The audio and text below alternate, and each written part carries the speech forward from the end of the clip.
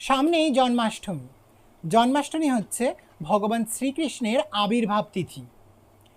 জন্মাষ্টমীর পরের দিন হচ্ছে নন্দোৎসব। এই নন্দোৎসবের দিন ভগবানকে 56 রকমের ভোগ নিবেদন করতে হয়।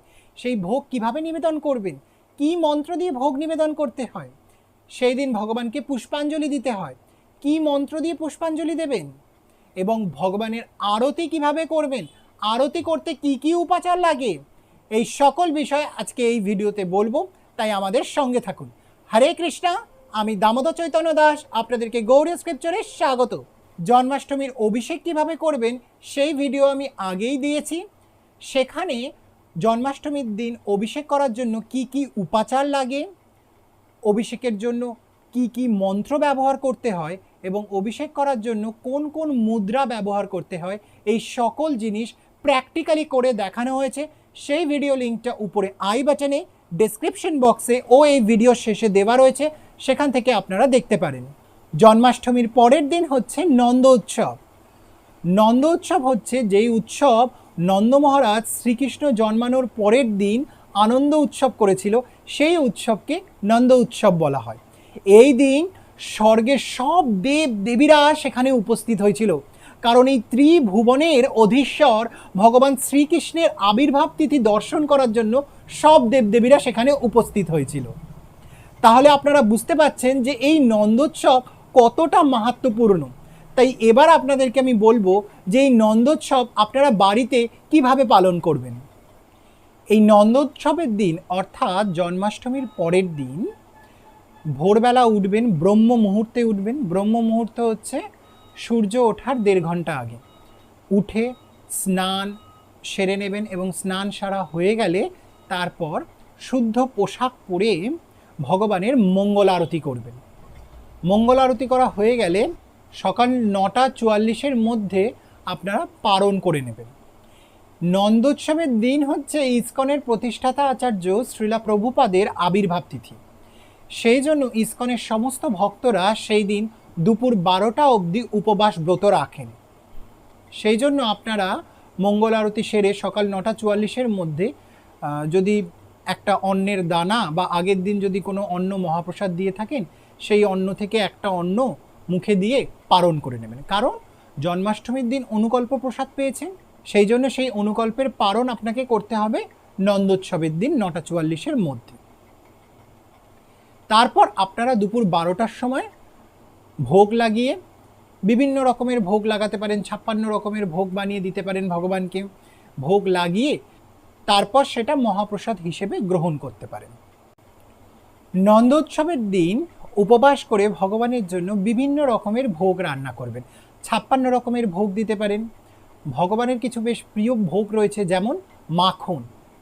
মাখন বাড়িতে কিভাবে বানাবেন সেই রেসিপি লিঙ্কটা উপরে আই বাটনে, ডেসক্রিপশন বক্সে ও এই ভিডিও শেষে দেওয়া রয়েছে, আপনারা সেখান থেকে দেখে মাখন বানিয়ে দিতে পারেন। এবং অন্যান্য আরও অনেক মিষ্টান্ন রয়েছে, যেমন সুজির হালুয়া, ক্ষীর, পায়েস, পরমান্ন, পুষ্পান্ন বানিয়ে দিতে পারেন। এবং ভগবানের তালও খুব প্রিয়, তাই তাল দিয়ে তালের বড়া, তালের ক্ষীর, এরকম অন্যান্য অনেক ভোগ বানিয়ে দিতে পারেন। এছাড়াও অন্ন, ডাল, সবজি, আপনি চাইলে আরও অন্যান্য রকমের রসা, অনেক আইটেম করে দিতে পারেন, কারণ সেই দিন ভগবানের আবির্ভাব তিথি। তাই যদি 56টা আইটেম না পারেন তাহলেও একটু বেশি আইটেম দেবেন, এবং অতি অবশ্যই ভগবানের প্রিয় ভোগ মাখন দেবেন। মাখন আপনারা যদি একান্তই বানাতে না পারেন তাহলে দোকান থেকে মার্কেটের মাখন কিনে দেবেন, কিন্তু ভগবান খুব খুশি হয় যদি ভক্তরা নিজে হাতে প্রেম ভক্তি সহকারে সেই মাখন বানিয়ে ভগবানকে দেয়। মাখন আপনারা বাড়িতে সহজে কিভাবে বানাবেন সেই রেসিপিটা আমি আগেই দিয়েছি, সেই লিঙ্কটা উপরে আই বাটনে, ডেসক্রিপশন বক্সে ও এই ভিডিও শেষে দেওয়া রয়েছে, আপনারা সেখান থেকে দেখে খুব সহজেই মাখন বানিয়ে সেই দিন ভগবানকে ভোগ দিতে পারবেন। এবার আপনাদেরকে বলছি ভগবানের ভোগ নিবেদন কিভাবে করবেন। ভগবানের ভোগ নিবেদন করার আগে প্রথমেই আচমন করবেন। তারপর ভগবান যে ঘরে রয়েছে সেই ঘরের সামনে এসে দণ্ডবত প্রণাম করবেন। তারপর ভগবানের প্রণাম মন্ত্র বলতে বলতে ঘণ্টা বাজাবেন, বাজিয়ে সেই ঘরে ঢুকবেন। ঢুকে এবার ভগবানকে যেখানে ভোগ দেবেন সেই জায়গাটা ভালো করে পরিষ্কার করবেন, কারণ সেই জায়গায় আপনি আগের দিনও ভোগ দিয়েছেন, তো সেই জায়গাটা প্রসাদী হয়ে রয়েছে, সেই জায়গাটা পুছে পরিষ্কার করে নেবেন। তারপর ভগবানের ভোগ পারসের মধ্যে ভালো করে সাজিয়ে আনবেন। ভগবানকে হাঁড়ি ধরে বা যে সসপ্যান বা যে পাত্রে আপনি রান্না করেছেন সেটা ধরেই কিন্তু ভোগ দিয়ে দেবেন না। ভগবানের ভোগ পারস অর্থাৎ থালার মধ্যে খুব সুন্দর করে সাজিয়ে তারপর যেখানটা পরিষ্কার করে রেখেছেন সেখানে ভোগটা রাখবেন। রেখে প্রত্যেকটা ভোগের মধ্যে তুলসী পাতা দেবেন। তুলসী পাতা ছাড়া কিন্তু ভগবানের ভোগ দেওয়া যায় না, তাই প্রত্যেকটা ভোগের মধ্যে তুলসী পাতা দেবেন। তারপর আপনারা যে গুরুদেবের কাছে দীক্ষিত সেই গুরুদেবের আলেখ্য বা চিত্রপটে আপনারা ফুল দেবেন, দিয়ে গুরুদেবের কাছে অনুমতি চাইবেন ভগবানকে ভোগ নিবেদন করার।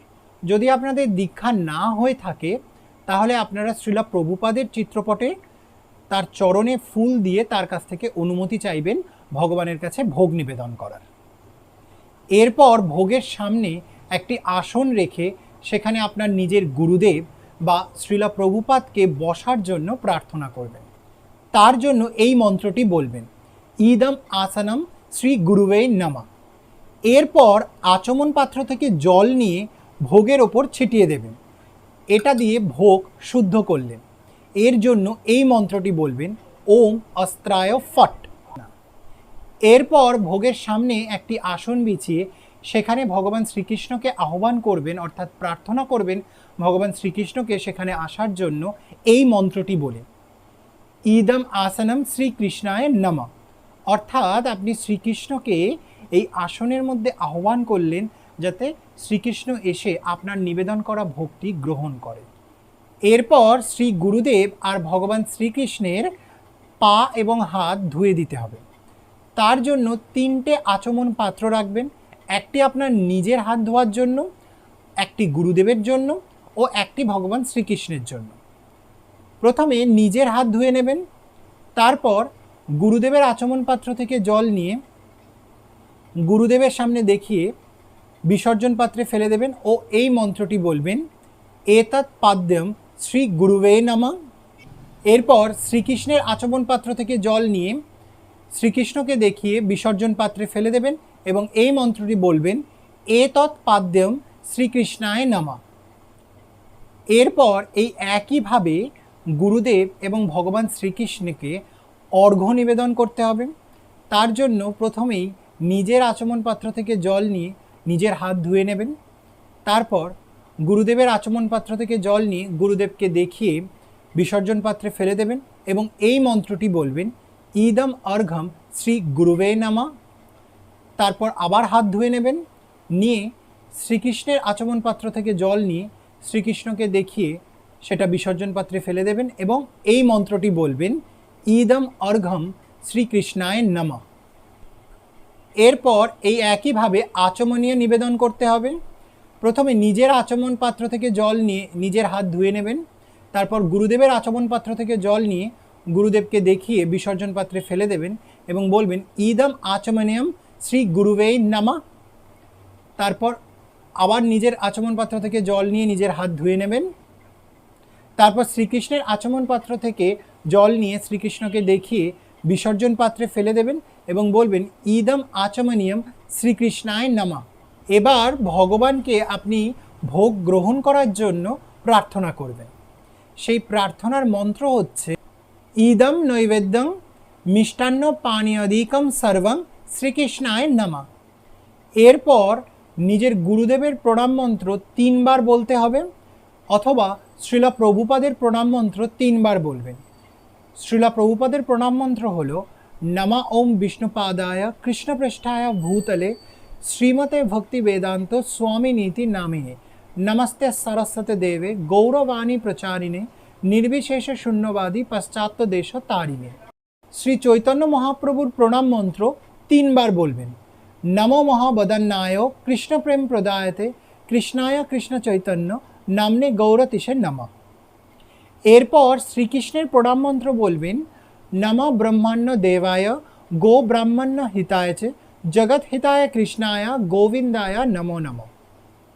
এরপর যে ঘরে ভগবানকে ভোগ দিয়েছেন সেই ঘর থেকে বেরিয়ে যদি আপনাদের আলাদা ঘর না থাকে, ভগবানের বেদি রয়েছে, তাহলে সেই বেদিতে পর্দা টেনে দিয়ে বাইরে এসে 108 বার হরে কৃষ্ণ মহামন্ত্র জপ করতে হবে।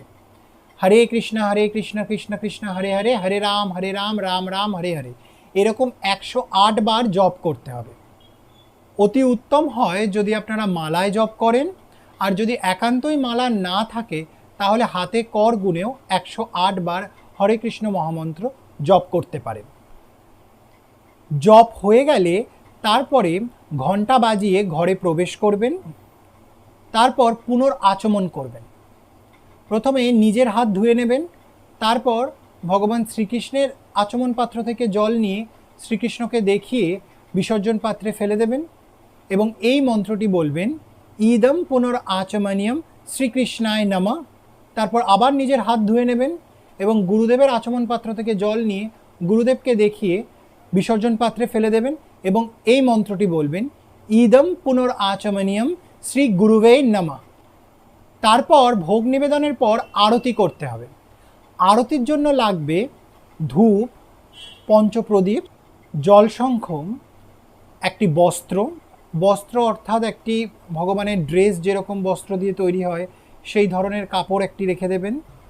তারপর পুষ্প অর্থাৎ একটি পারসের মধ্যে ফুল সাজিয়ে নেবেন, চামর আর ময়ূর পাখা। প্রথমে ধূপ দিয়ে আরতি করবেন, ধূপ দিয়ে ভগবানকে 7 বার দেখাবেন। তারপর পঞ্চপ্রদীপ দিয়ে আরতি করবেন, পঞ্চপ্রদীপ দিয়ে প্রথমে ভগবানের চরণে 4 বার, নাভিতে 2 বার, আর মুখমণ্ডলে 3 বার, আর সর্বাঙ্গে 7 বার। এরপর জলশঙ্খ ভগবানের মস্তকে 3 বার আর সর্বাঙ্গে 7 বার দেখাবেন। তারপর বস্ত্র ভগবানের সর্বাঙ্গে 7 বার দেখাবেন এবং পুষ্প, তারপর চামর আর ময়ূর পাখা ভগবানকে যতবার ইচ্ছা দেখাতে পারেন। সবকটি উপাচার দেখানোর আগে প্রথমে গুরুদেবের কাছে একবার দেখাবেন, দেখিয়ে অনুমতি নেবেন ভগবানের আরতি করার। তারপর চৈতন্য মহাপ্রভুর কাছে দেখাবেন একবার, দেখিয়ে অনুমতি নেবেন ভগবানের আরতি করার। তারপর আরতি শুরু করবেন এবং আরতির পরে সমাগত যত ভক্তবৃন্দ রয়েছে, কারণ মানা হয় যে ভগবানের যেখানে আরতি হয় সেখানে স্বয়ং দেবতারা এসে উপস্থিত হয়, তাই ভক্তদের দিকে 3 বার দেখাবেন প্রত্যেকটি উপাচার। এইভাবে আপনারা আরতি করতে পারবেন। এরপর ভগবানের পুষ্পাঞ্জলি কিভাবে দেবেন সেটা আপনাদেরকে বলে দিই। প্রথমে আচমন পাত্র থেকে জল নিয়ে হাত ধুয়ে নেবেন, তারপর হাতে ফুল নেবেন, নিয়ে প্রথমে গুরুদেবের প্রণাম মন্ত্র অর্থাৎ শ্রীলা প্রভুপাদের প্রণাম মন্ত্র বলবেন একবার, তারপর শ্রী চৈতন্য মহাপ্রভুর প্রণাম মন্ত্র বলবেন একবার এবং তারপর শ্রীকৃষ্ণের প্রণাম মন্ত্র বলবেন একবার। এই মন্ত্রগুলি আমি একটু আগেই বলেছি, সেই মন্ত্রগুলোই আপনাদেরকে বলতে হবে। এরপর বলতে হবে, এষা সচন্দন পুষ্পাঞ্জলি শ্রীকৃষ্ণায় নমঃ। এই মন্ত্রটি বলে ফুলটা ভগবানের চরণে দিয়ে দেবেন, তারপর হাত জোড় করে ভগবানকে প্রণাম করবেন। এইভাবে আপনারা নন্দোৎসব পালন করতে পারেন। এবং জন্মাষ্টমীর দিন সবথেকে বড় সেবা হচ্ছে ভগবান শ্রীকৃষ্ণের অভিষেক, এবং সেই অভিষেক করতে গেলে বিশেষ কিছু মন্ত্র রয়েছে এবং কিছু মুদ্রা রয়েছে, এবং সেই মন্ত্র, মুদ্রা এবং কি কি উপাচার লাগে সেই সমস্ত কিছু প্র্যাকটিক্যালি এই ভিডিওতে দেখানো হয়েছে। আপনারা এখান থেকে সেই ভিডিওটি দেখে জন্মাষ্টমী ব্রত বাড়িতেই পালন করবেন। এরকম আরও পূজা বিধি জানার জন্য গৌড়ীয় স্ক্রিপচার চ্যানেল সাবস্ক্রাইব করুন। ভিডিওটা ভালো লাগলে লাইক করবেন। জন্মাষ্টমী নিয়ে অন্য কোনো প্রশ্ন থাকলে কমেন্টসে জানাবেন। আর আমার সাথে একবার বলুন, হরে কৃষ্ণ কৃষ্ণ কৃষ্ণ হরে হরে, হরে রাম রাম রাম হরে হরে।